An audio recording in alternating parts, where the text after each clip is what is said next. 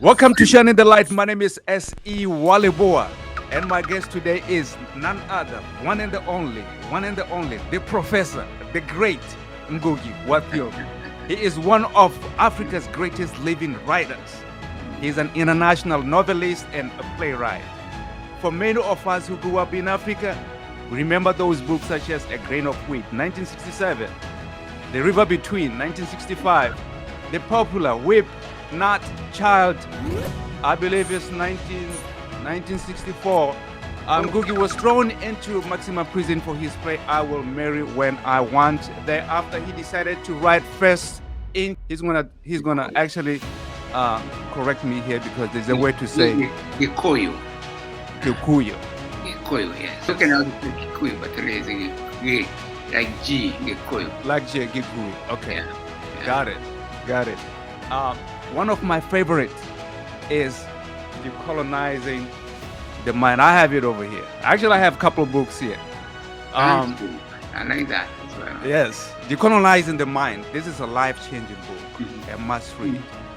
Has written wonderful memoirs such as Dreams in a Time of War, a childhood memoir, 2010, and Wrestling with the Devil, Yeah, prison memoir.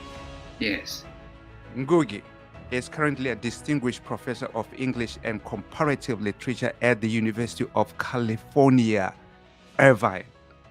Hello, Professor. Good afternoon. Good morning. So nice to see you, Musmani. I received the name. Yeah, Musmani. You know, So, how have Musmani, you been? Musmani used to be that, in ancient Egypt, Ra. Ra, yes. Ra, yeah. Oh, Musmani, Ra, the sun god. oh, Yeah, ancient in Kemet, yeah, okay.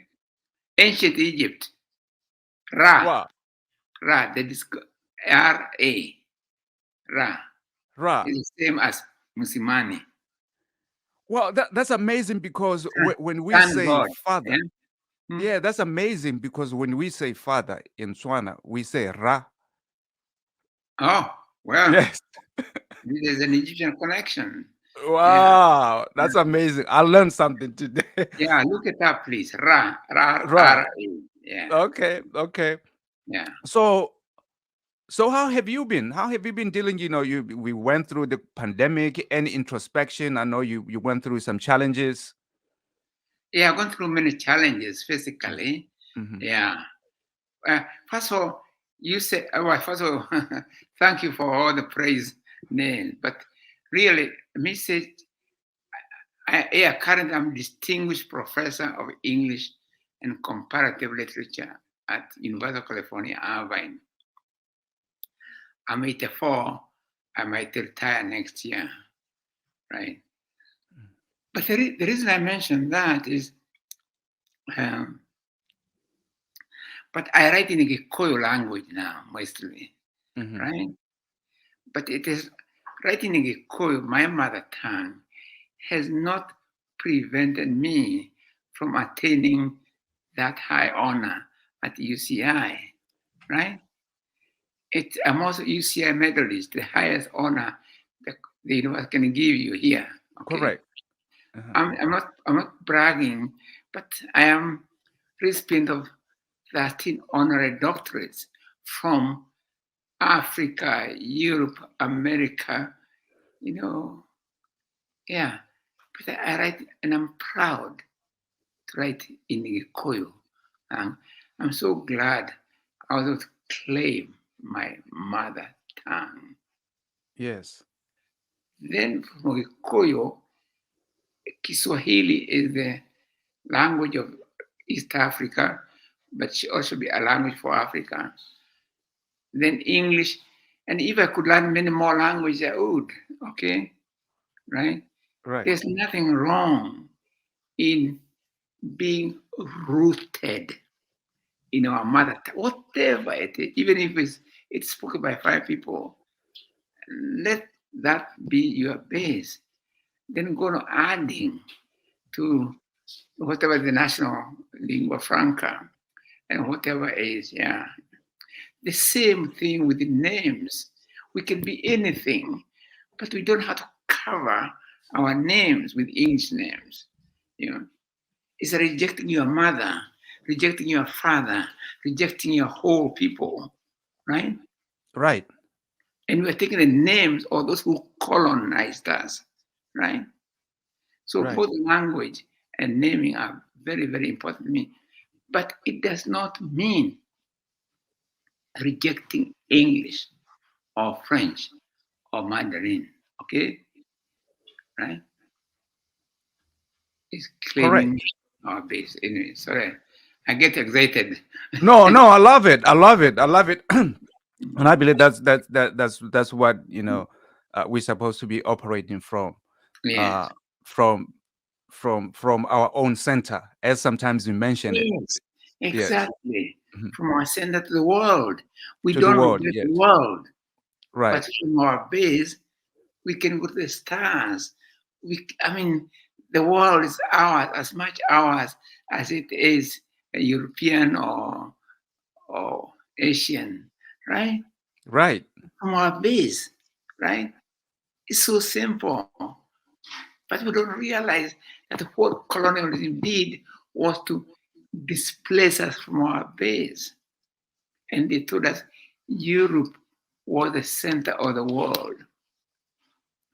That me being Kenyan, to more metaphorically, me being Kenyan, Mm-hmm. Africa, Mm-hmm. being able to travel to Botswana, Mm-hmm. I had to go to London, change plane, and come in order to come to Botswana. That's it, the way it is intellectually and culturally. That's what we do.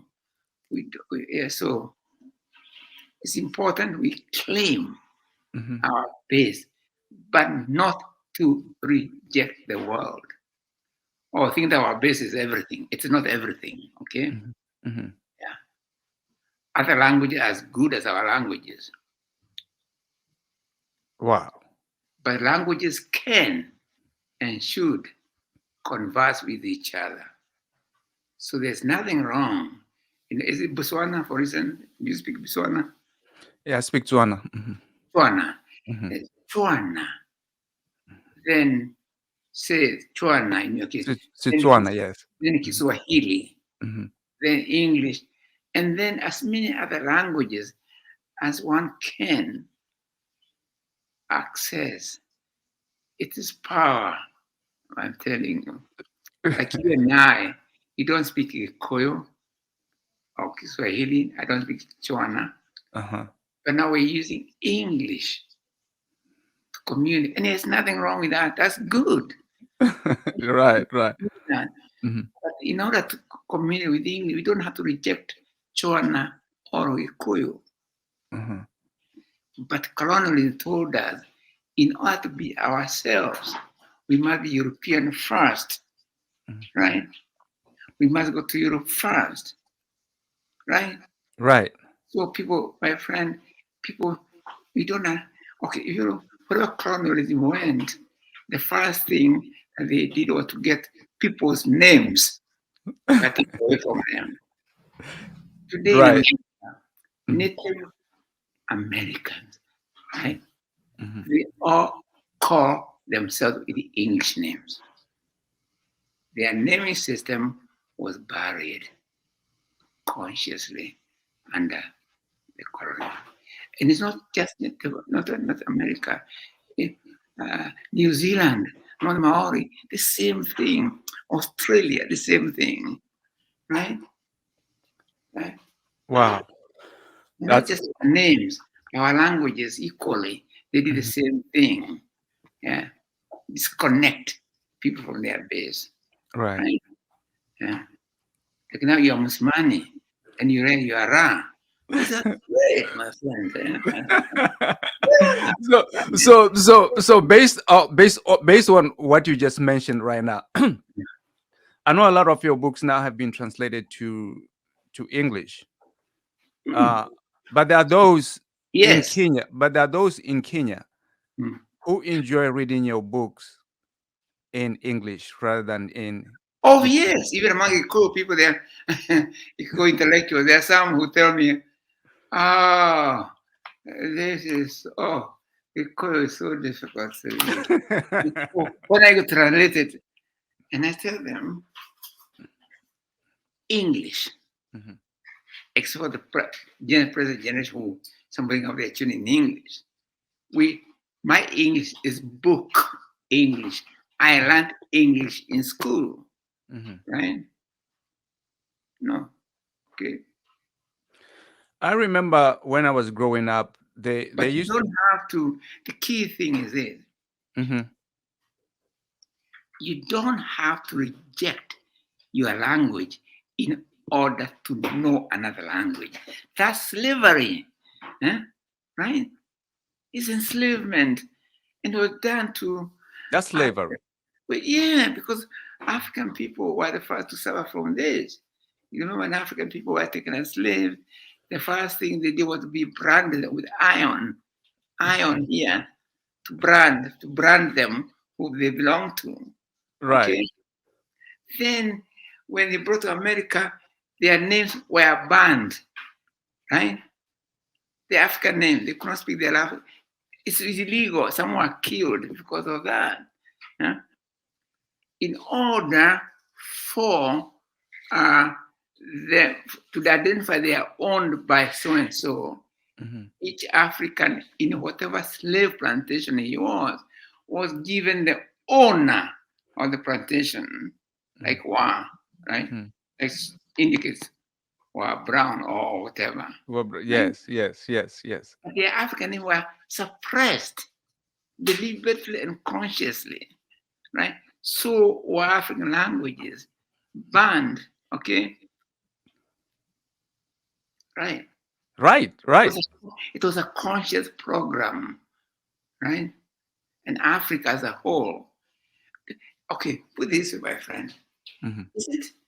Don't you find even me? I'm not excluding myself from this because Mhm. but I'm saying, look at the all intellectuals all the continent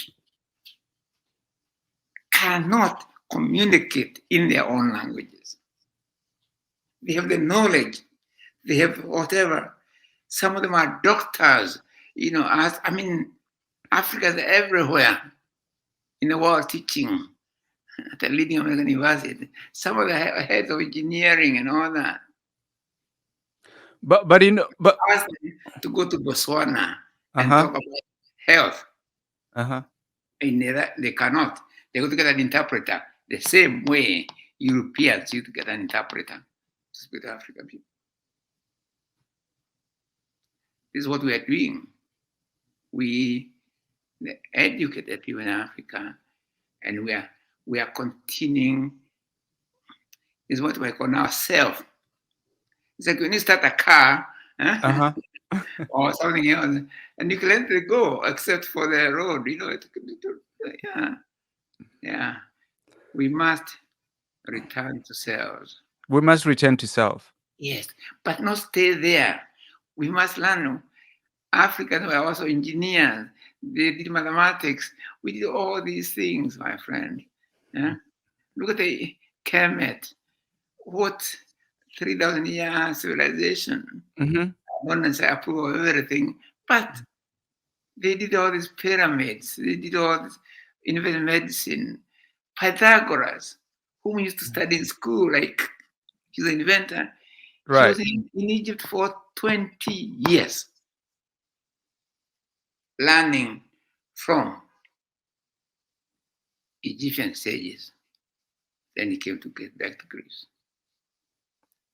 But they all used to go to Egypt. All of them, or the ancient Greeks, used to go there. But now we have been taught in our mind that Egypt somehow was not African or something else. But they don't tell us then who are those people who, right, right. Wow, I love it. That's why that's why I'm just listening. I'm just gonna be a student today. No, no, we can. I'm just gonna be a. I can. I create all these. You give me. I sort of because I can see it. Mm, Uh, I can say it. I can see it, and it's not good.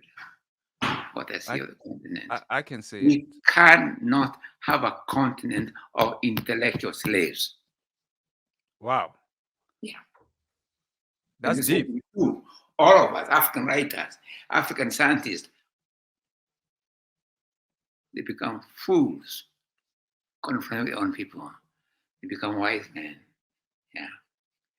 Whereas I keep on saying, there's nothing wrong. Start with, add to it, add, learn French, learn Spanish, learn Mandarin.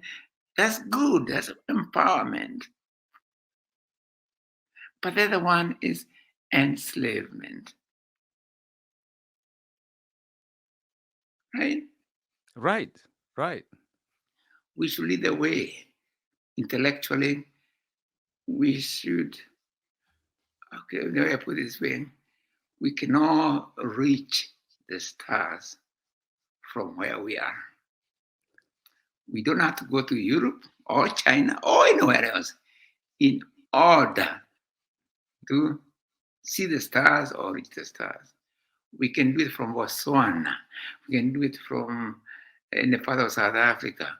We can do it from Kenya, from Uganda, Tanzania, Nigeria, right? Hausa, Hausa. Mm-hmm. wherever we are. Then, if you know we are looking at our languages, our language must learn to dialogue with each other, Mm-hmm. right? Let me give you an example. If you meet an African and he says, "Oh, I know Italian. I know English, of course. English, Italian, French, or Russian." People say, "Wow." Another one comes and says, "Oh, I also know many languages. I know Igbo, I know Yoruba, Hausa, Ikoyo." People say, "Why?" The one who's meaning, they say, "Wow." The other one is, "Why?" Right? No. We can't. I get very close, my friend, because I can see. Yeah. Yes. So Professor, I remember when I was growing up, they are parents, even to this day, Mm, who still believe that when your child mm, speaks English better than their own language, that's mm. matter. Yeah, the same in Kenya is everywhere. Yeah. That's part of the enslavement. Huh? In fact, I can tell you a story once I lived Mhm. a long time ago. I was living in Uganda at the time, but on my way back, I visited a town in Kenya called Nakuru. Mhm. Very good parents. I like them very much. Mhm. But their children were playing outside. Mhm. "Oh, come, and get visitors." Oh my God. So the children came. Uh-huh. Now, so I spoke to them in Ikoyo. They could not answer. And their parents were speaking Iko with me. It says, their parents are fluent. They Right. are fluent, Iko speakers. So when the children came, they tried to speak them in their language. And the children replied in whatever, "Oh." And then soon, it was the funniest thing I've ever come across, where the parents, they told me, "Oh, these are our children." They don't speak English. Now, the reason I was so I remember that because they were calling them to display to me that their language cannot speak their mother tongue. That's what Wow. their pride. Their pride was that their children were not speaking their mother tongue. Wow. Yeah. How colonial can it's just, I remember that incident to this day. Yeah. Mm. Wow. You have taught me a whole lot already. We have to see intellectuals are the leaders in ideas of their community. Mm. Africa, their own intellectuals of the old days Mm. in the community. But what then? Yeah, think of intelligence as the generals of ideas in their community. Mhm. They go to fight and they become captives of the other side. Uh-huh. That's what we are, really. That's what we are. All of us African writers, we are captives. And the problem is we are proud of it. it's not that it's not that it's not that we are captives and we are sad about it. We are proud of it, like those African fathers in Kenya I told you about. Right? Wow. Yeah, we are proud of it. We're proud of it. Yes. In Kenya, like Mhm. Kenya was the first armed struggle against colonial power in the continent. Algeria was second, I believe. Mhm. So that should be a matter of pride. African languages in Kenya, 1952, they were banned in schools Mhm. I read that. Mhm. because they wanted the English to be there. Mhm. Before they were teaching them, but Right. Right. African language writers like a Karawaja or any many others were put in prison by the colonials for right Wow. writing in African languages. African editors of African languages were banned or else exiled. Right? It's colonial era.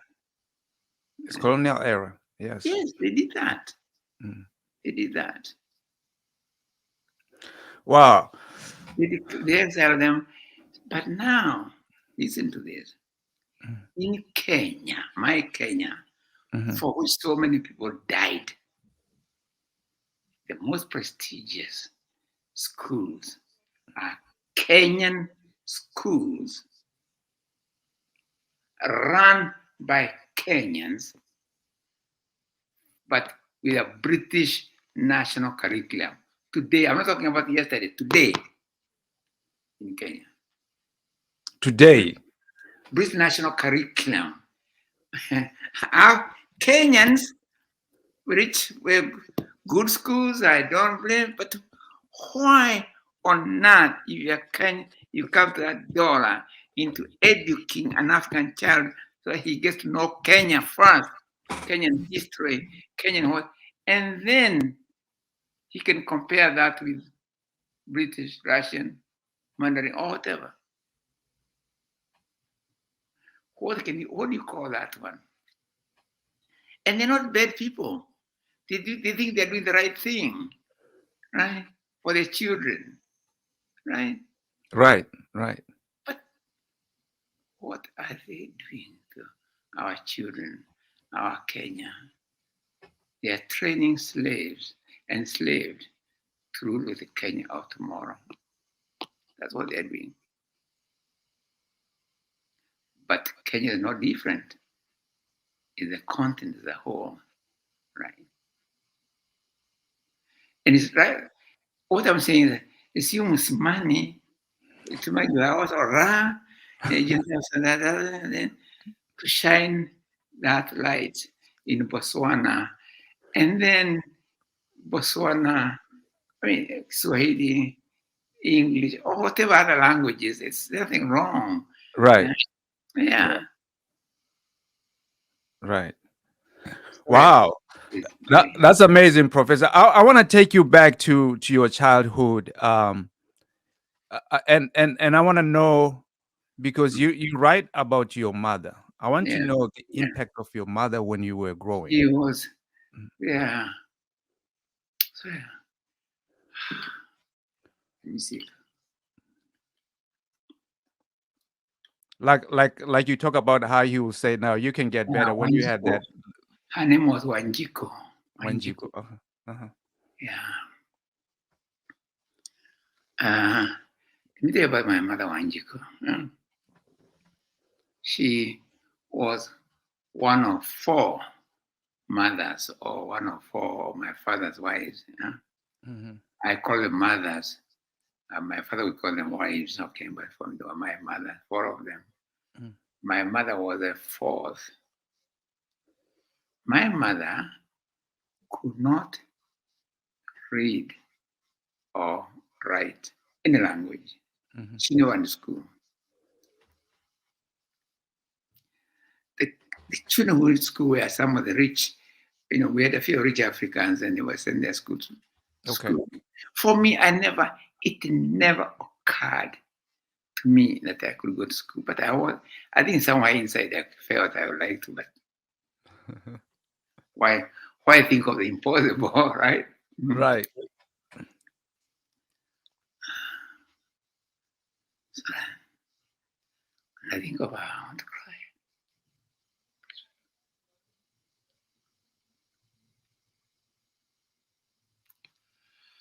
Okay, sorry about this. Me sip.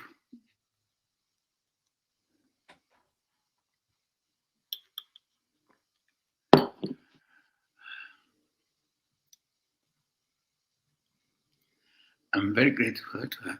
Can I write her? Do you have a chat so I can write her name for you? Yes. Yes. I have a chat here. I don't know if you are able to type.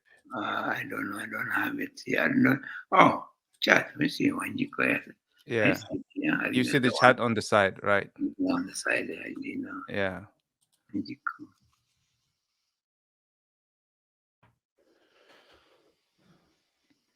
Okay, send it.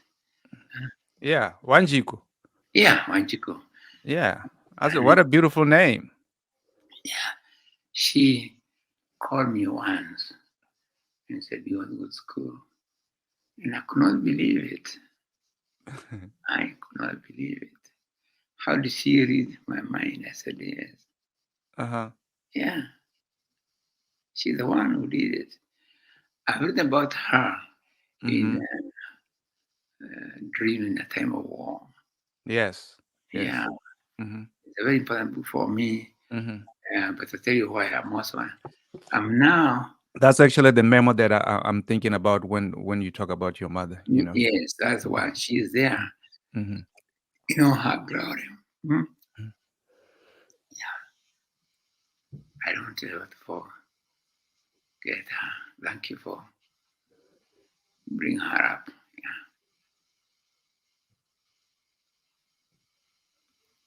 Wanjiko. As I say in my memoir, she also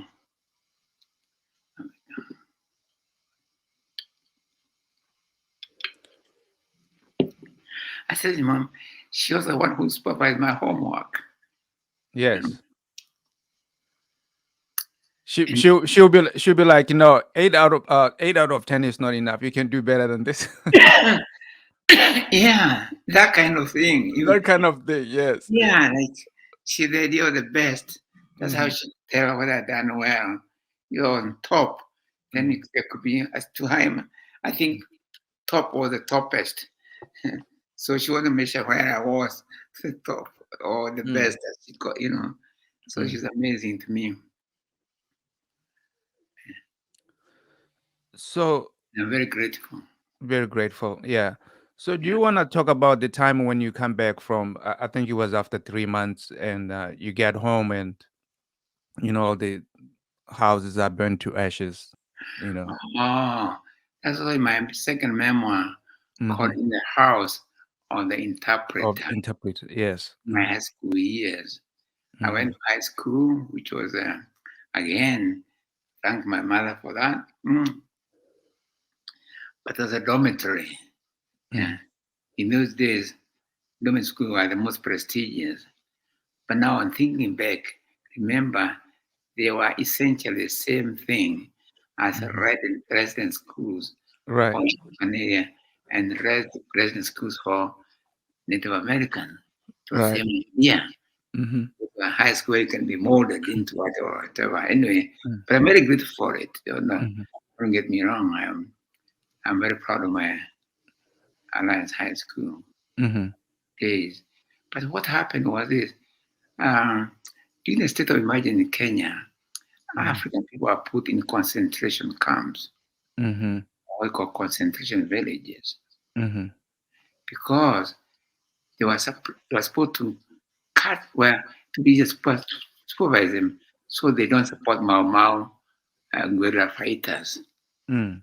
So that we are all put in. But when I went to Alliance School, I did not know that had happened.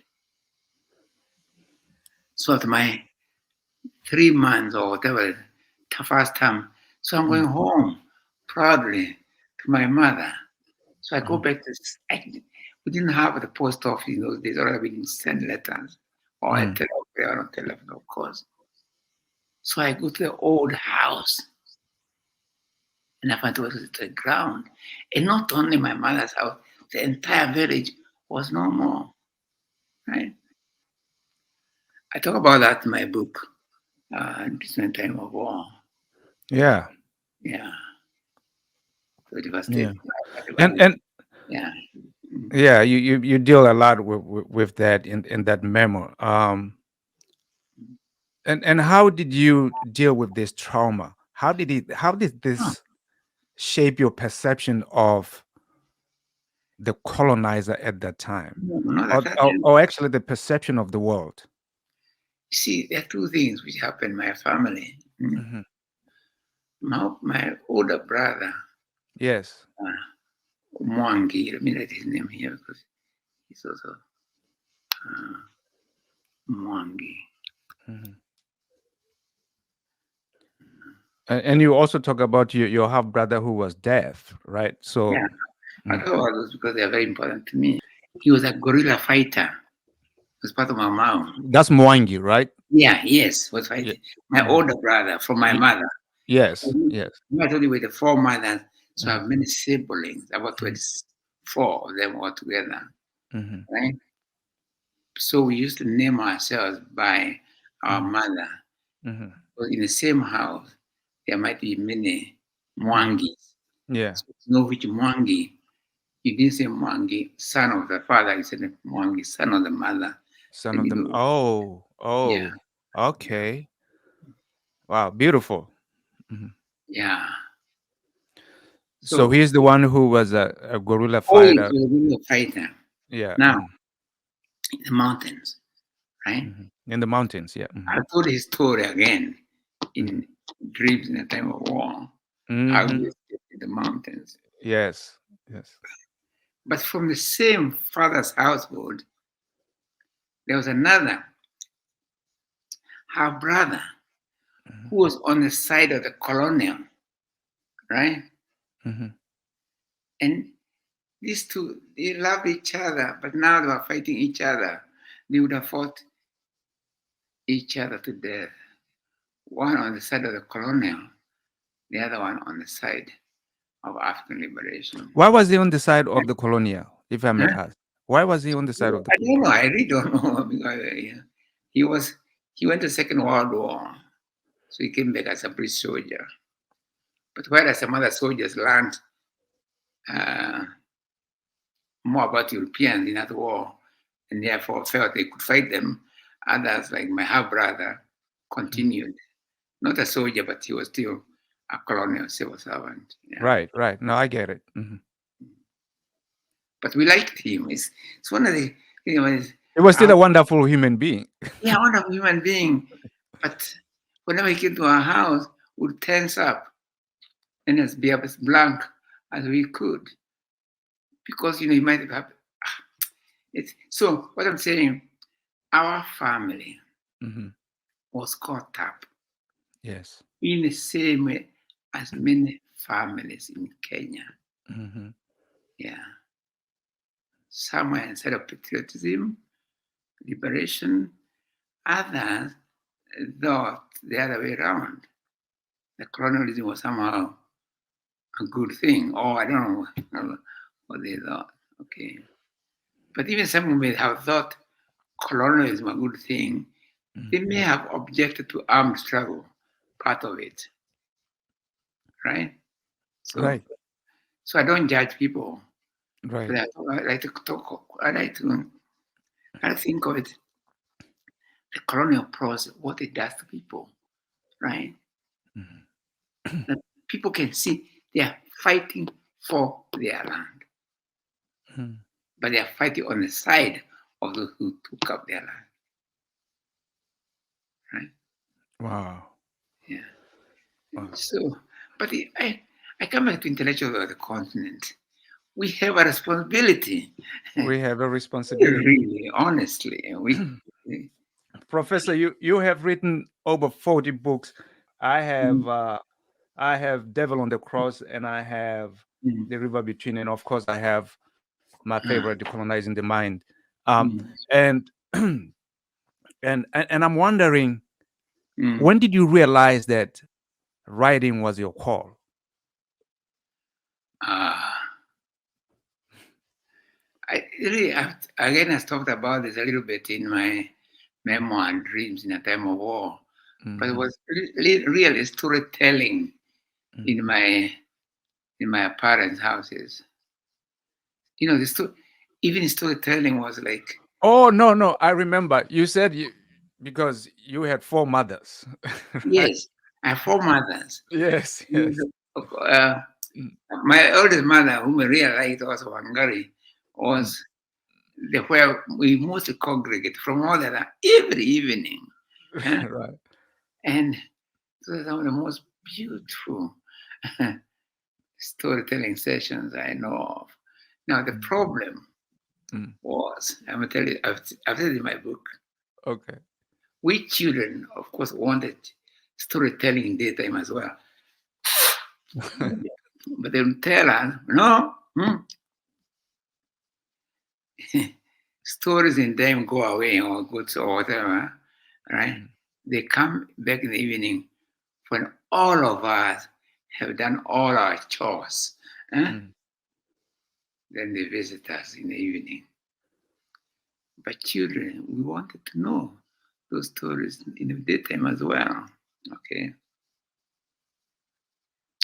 So for me, it's very, very important when I learned how to read and write. In those days, they taught it for the first 2 or 3 years of school. I was very lucky. And I was able to read.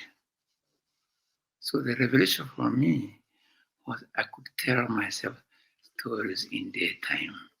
Right? Right? And the book I liked, there was a good translation of the Old Testament. Oh, those stories were beautiful to me. I did not think of them as spiritual or anything. I'm not thinking of them as something more than that. They were magic. They're magic, huh? Yes, they were magic. You know, and even today I can see where the magic came from. Imagine, say, is Daniel put in a pit of lions, and the lions don't touch him. All those other 4 guys, Abednego and others, put a burning fire, and when they come out, to me that's magic. Yeah. Not magic in a negative way, but in a wonder way. That magic of science, magic of discovery, right? Right? So the Old Testament became very, very important to me. And the stories there to me were absolutely amazing. I didn't like the New Testament as well because the New Testament has no stories really, except parables here and there. All the wonderful stories. Yeah. Even today, I keep on asking my daughter, Mombi, to read to me the encounter between Ezekiel and the valley of bones, right? Yes. Yeah. Even this morning, I said, can you read that to me? And he spoke to those bones. It was to breath of life. Yeah. Breath of life, which is what artists do. We put breath of life to. I write with my child. You're talking about it today. Yeah, of course. I love it. I love it. Shakespeare, we talk about Romeo and Juliet as if they are living things, right? Right. That's the same thing Ezekiel putting the breath of life. Wow. bones. I love that. No, they Mm, become. So today we talk of Hamlet, even could to be or not to be, right? yeah. Yeah. Wow. Or others, Tolstoy, War and Peace, Dostoevsky, I mean, We can uh, go on and on. yes, Uh, yeah. exactly. Yeah. Let me We ask talk you about something writers. because you, When I talk about writers, we're thinking of Ezekiel, really, in the valley of dry bones. in the valley of dry bones. Yeah, the breath of life, right? Wow. Yeah. Are So you I the Bible is the uh-huh. one which, again, Mm, that. So later, and I've talked about this during the time war. I went to school, and we were introduced to the writing of Stevenson, uh, mhm. Treasure Island, and in Kiswahili. It was written to Kiswahili. Oh my God, it was so wonderful. I and I think my exact right may have come really from Stevenson. I wanted to one, but we couldn't. I've thought about how my late friend Kenneth, he and I used to Mhm. argue about writing at primary school because of Stevenson. And I Right. was saying, he was telling me we can write. I was telling him, oh, no, no. If you write, you're going to be imprisoned. I mean, no, or you're going to be, yeah, it was an argument which went on and on and on and on and on. Anyway, my desert right began in those days. Yeah, In those days. Okay. yeah. Wow. Let's I'm just gonna skip a lot of stuff because I know we don't have a lot of time. But you just said something that sparked in me, like I wanna ask you things. Like you know Mhm. how we have what you call witchcraft in Africa, right? Do you think witchcraft is something that was demonized and is something that used to be good that was helping African No, people? what do you call it in your language, for instance? In um your not in English, but in your language. Boloi. Mm-hmm. Bloy. Mm-hmm. Does it when you say bloy, does it what does mimi does bring in your mind? You know, today we talk about psychiatrists. We pay Okay. a lot of money to pay psychiatrists, Mm-hmm. right? Mm-hmm. Psychiatrists, we do that. We had psychiatrists also, neuroscientists, right? We had healers who knew so much about herbs and so Mm-hmm. on. In Kenya, I know there are some surgeons who would who used to open one's head. I don't know what they did it, how they did it, Mm-hmm. right? And put it Right. back together. And it's true of every community in Africa. Mm-hmm. But please, please don't forget that Kemet was an African country. Kemet. Kemet was an African language, Mm-hmm. right? Mm-hmm. Right? They knew about the stars, pyramid. I don't know how they did it. Even today, people don't know how they did those things. Yeah, right. That's Africa. That's Africa. Mhm. Why? Why we don't call we don't call European psychiatrists Morogi? We go there, right? Right? Yeah. No, but that they want to a certain level knowledge Right. system. Okay. Mhm.